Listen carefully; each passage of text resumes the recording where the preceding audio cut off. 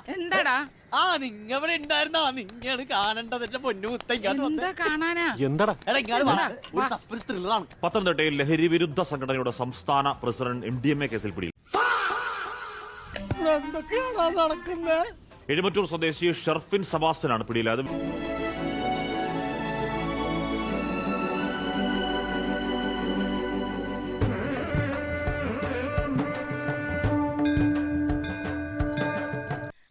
തട്ടിപ്പാണല്ലേ?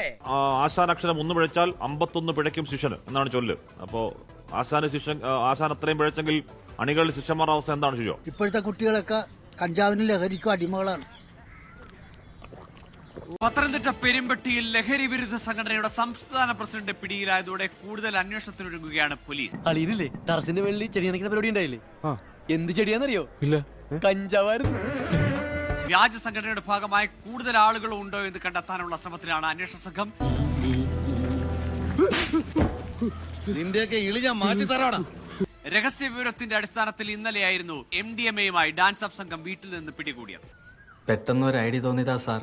നാട്ടിലെ ലഹരി വിരുദ്ധ പ്രവർത്തനങ്ങളുടെ മുഖ്യ സംഘാടകൻ എന്ന ലെവലിലായിരുന്നു ഷർഫിൻ സബാസ്റ്റിന്റെ ലഹരി ഇടപാടുകൾ. ഷർഫിൻ ലഹരി ഇടപാടുകൾ നടത്തുന്നതായി പത്തനംതിട്ട ജില്ലാ പോലീസ് മേധാവിക്ക് രഹസ്യ വിവരം ലഭിച്ചിരുന്നു.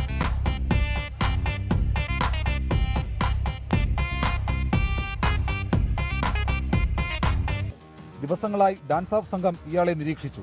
ഇന്നലെ ഉച്ചയോടെ വീട് വളഞ്ഞ് പോലീസ് സംഘം ഷർഫിനെ പിടികൂടി.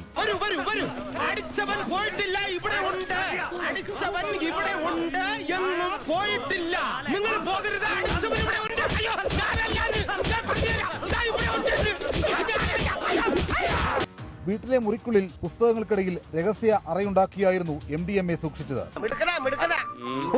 ഇയാളിൽ നിന്ന് 1.590 ഗ്രാം MDMA പിടികൂടി. ലഹരി ഉപയോഗിക്കാനുള്ള ഉപകരണങ്ങളും വീട്ടിൽ നിന്ന് കണ്ടെത്തി.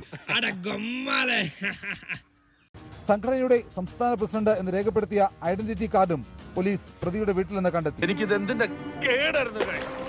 സത്യം പുറത്തു കൊണ്ടുവരാൻ പൗരമുന്നണിക്ക് നേതൃത്വം നൽകുക, CBI കൊണ്ട് അന്വേഷണം നടത്തിപ്പിക്കുവാൻ ഹർജി കൊടുക്കുക, തന്റെ ചങ്കൂറ്റം സമ്മതിച്ചിരിക്കുന്നു.